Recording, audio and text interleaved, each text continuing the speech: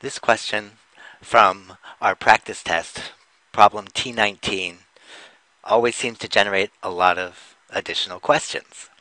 So I thought I'd make a video to describe my process of solution.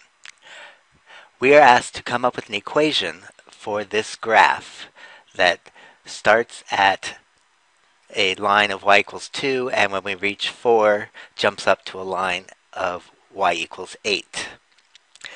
This question actually refers to a homework question from section 1.6 that talks about the absolute value function and creates a basic graph with a jump. That basic graph looks like this. And the question it comes from is section 1.6, problem number 11. That graph is generated by this equation, y equals the absolute value of x over x. Now we're going to approach this problem via a set of translations and dilations.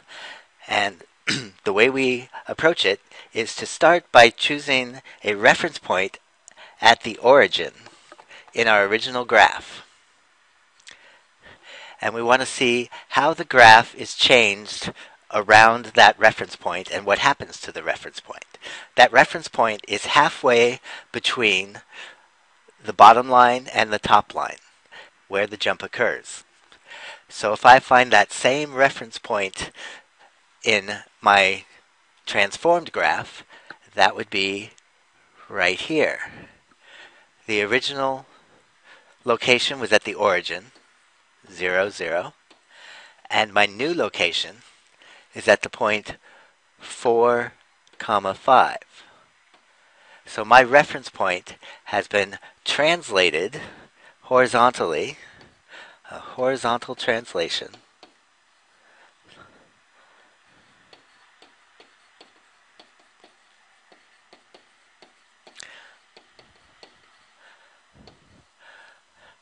of positive 4, and a vertical translation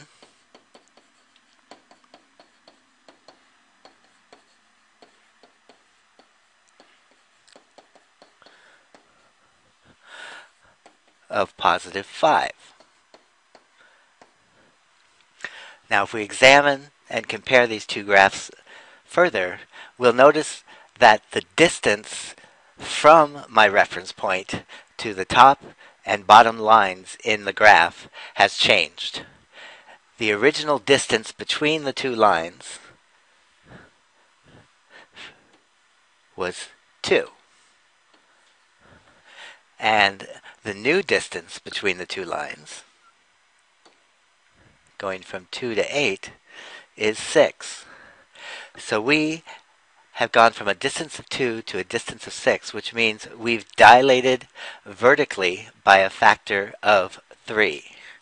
So we have a vertical dilation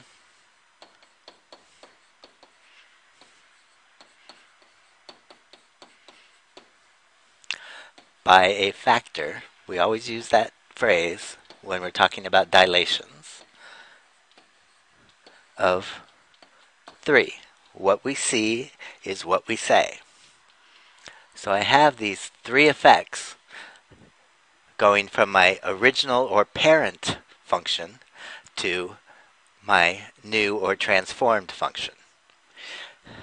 If we were going to use function notation, we would say that y2 has become, with that vertical dilation by a factor of 3, we'd multiply my original function y1 by 3,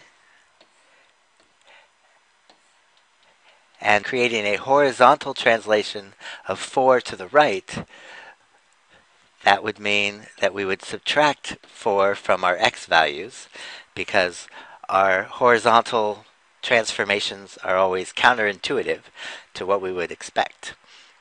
Our vertical translation of plus 5, we need to shift the whole function up by 5. So we add 5 to the entire function, and we should get our new graph. So in summary, our parent function y equals the absolute value of x over x. That's what we started with. And with function notation, we see that y2 is 3y1 of x minus 4 plus 5. The 3 causes the vertical dilation. The 5 causes the vertical translation. And the minus 4 causes the horizontal translation. If we were going to actually use these operations on the function itself, so the explicit formula, it would end up looking like this. The 3 multiplies the original expression, and then we subtract 4 from every x that appeared in the original expression. And finally we add 5 to the original expression. And there's your answer.